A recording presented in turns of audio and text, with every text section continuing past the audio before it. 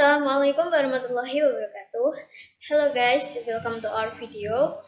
In this video, we would like to present some material related to the subject research method in ELT, and our group material is about classroom action research.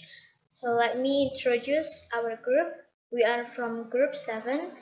And the first is Andra Andiawan and me, Cindy Alvin Invita, and my friend Ferry Indianto, and also Bagas Abukaji. So guys, through this video, we would like to present a material. The first is about the definition, the second is about the goals, the third is about the differences, and the fourth about the models, and the next is step, and the last is about the benefit. So let's move to the first material. The first material is about the definition of classroom action research. So classroom action research is a method of finding out what works best in your own classroom so that you can improve student learning. Jadi dalam bahasa Indonesia ini classroom action research biasa disebut dengan penelitian tindakan kelas.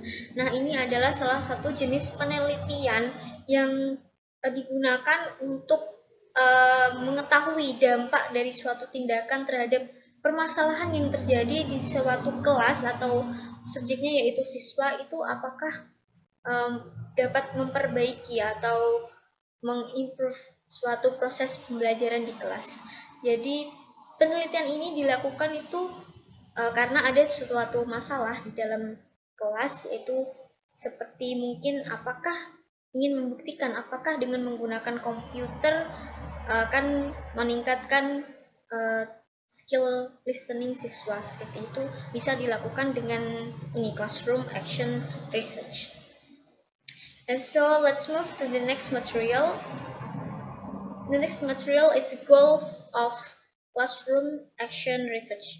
So the goals is to improve teachers on teaching in their classroom department or school. So guys, the goals or the purpose atau tujuan dari classroom action research ini yaitu untuk meningkatkan dan memperbaiki dari proses pembelajaran dari seorang guru itu pada kelas mereka, yaitu dalam kelas itu. Seperti yang saya sampaikan sebelumnya pada definisi, penelitian tindakan kelas ini dilakukan ketika ditemui sebuah permasalahan, dan untuk membuktikan suatu penelitian untuk membuktikan apakah penelitian ini nantinya bisa memberi dampak yang positif pada pembelajaran dalam kelas atau jurusan dan tentu saja sekolah itu sendiri. So that's all the material from me, and the next material will be delivered by my partner. Okay, the next material is about the differences between formal research and classroom action research. The first is formal research is conducted by other person, while classroom action research is conducted by teacher. Jadi, formal research itu dilakukan oleh seseorang yang memiliki kompetensi dalam bidangnya. Dalam hal ini adalah seorang peneliti. Jadi seorang peneliti itu harus memiliki kemampuan untuk melakukan pengukuran, menginterpretasikan data, dan menemukan masalah. Kemudian classroom action research itu dilakukan oleh seorang guru ketika ia menemukan masalah di dalam kelasnya. And then the second is formal research is using representative sample, while classroom action research ignored representative sample. Jadi dalam formal research itu harus memperhatikan bagaimana cara penentuan sampel dari populasi. Jadi peneliti itu harus bisa menentukan sampel, misalnya menggunakan random sampling atau stratified sampling dan sebagainya. Hal ini dilakukan untuk menghilangkan bias. Sementara itu, classroom action research itu tidak mengindahkan representative sample karena siswa itu yang dijadikan subjek dalam penelitiannya. And then the third is formal research is used to develop a new theory, and classroom action research is used to improve the practice of learning.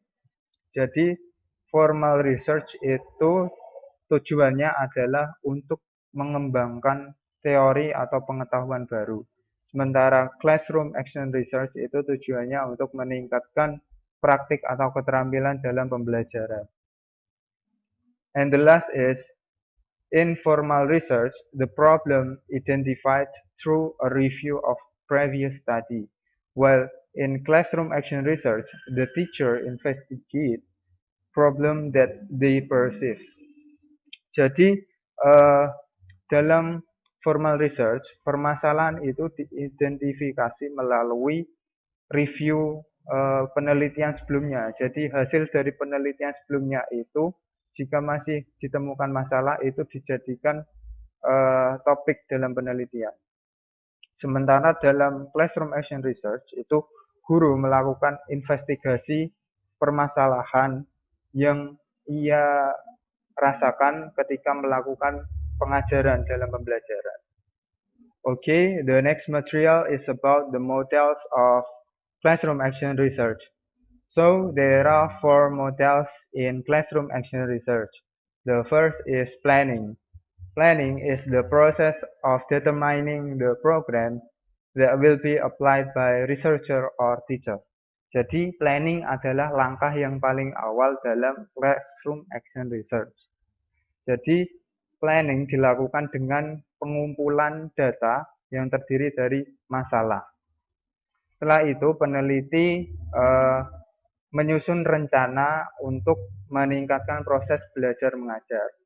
Setelah menjumpai masalah, peneliti merencanakan aksi untuk menyelesaikan masalah. And then the second is acting. Acting is the implementation of planning. Jadi acting ini adalah implementasi dari rencana yang telah disusun sebelumnya. Jadi pada tahap ini berisi tentang serangkaian rencana yang dilakukan oleh peneliti untuk menyelesaikan masalah. Jadi dalam acting ini harus berdasarkan planning yang telah dibuat sejak awal. And then the third is observing. In observing, the researchers observes and gathers the information during the learning process. Jadi dalam tahap observing ini, peneliti itu mengamati dan merekam semua aktivitas ataupun data selama proses pembelajaran. Dalam pengumpulan observasi ini menggunakan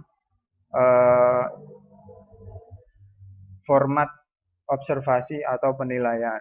Jadi dalam observasi ini ada 2 data yang dikumpulkan, yakni kuantitatif dan kualitatif. Data kuantitatif dapat diperoleh melalui kuis, tes, atau instrumen yang menggunakan nilai. Sementara kualitatif diperoleh melalui pengamatan aktivitas dalam pembelajaran, misalnya diskusi dan sebagainya.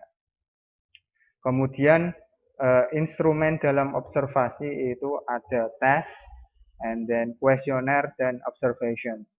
Jadi observasi ini adalah pengamatan atau perekaman data yang dilakukan oleh peneliti selama proses pembelajaran bisa menggunakan field note. And then the last is reflecting. Reflecting is used to improve the teaching learning in the next cycle. Jadi reflecting ini adalah tahap yang paling akhir setelah melakukan planning, kemudian acting, observing. Jadi dalam reflecting ini memuat sintesis, kemudian analisis dan evaluasi dari program yang telah dilakukan. Okay, next is steps in classroom action research. In this step, have a 4 sub-thema or have a 4 point. The first is selecting a focus. second is collecting data, third is analyzing and interpreting data, and the fourth is taking action. The first is selecting a focus. Selecting a focus is researchers solving three steps as follows. The first is knowing what the researchers want to investigate. And the second is developing some question about the area what the researchers have chosen. And the last is stabilizing a plan to answer and solve the problem. And the first is finished. Next is second, collecting data. The collecting data is to describe the technique which spread, give impression and criteria every method and technique. Collecting data, not wasting time and energy. The researchers solved plan data collection which is used to answer the problem. The data collection can be observation, questionnaire, interview, and other. It's over, and the next is analyzing and interpreting data. Analyzing and interpreting data is the researchers need to begin the process of analysis and interpreting in order to make a decision for further implementation. Okay, the last is taking action. The taking action is the researchers should consider the decision chosen to implement an action. Assalamualaikum warahmatullahi wabarakatuh. Thank you very much. This is about our group. This is the last in our material CAR classroom action research. There are some benefit, and then the first is creating a system for professional problem solving in education setting, or and second, increasing decision making in solving problem, and then promoting reflection for researcher in educational setting, and then considering continuous improvement in teaching process, influency directly in practice, empowering those who concern in teaching and learning. And the first is creating a system professional problem solving in educational setting. They menciptakan sistem untuk pemecahan masalah dalam pendidikan. Untuk yang kedua, increase untuk meningkatkan pengambilan dalam memecahkan masalah. Yang selanjutnya itu refleksi untuk peneliti dalam pendidikan, sistem pendidikan. Untuk selanjutnya considering itu untuk berkelanjutan dalam proses pengajaran. Untuk selanjutnya influencing itu mempengaruhi secara langsung dalam prakteknya. Untuk empowering itu untuk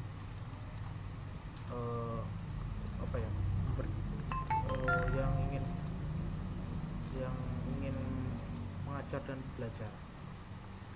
Untuk selanjutnya ada lack atau kekurangan. Di sini kekurangannya ada 3, there's a 3.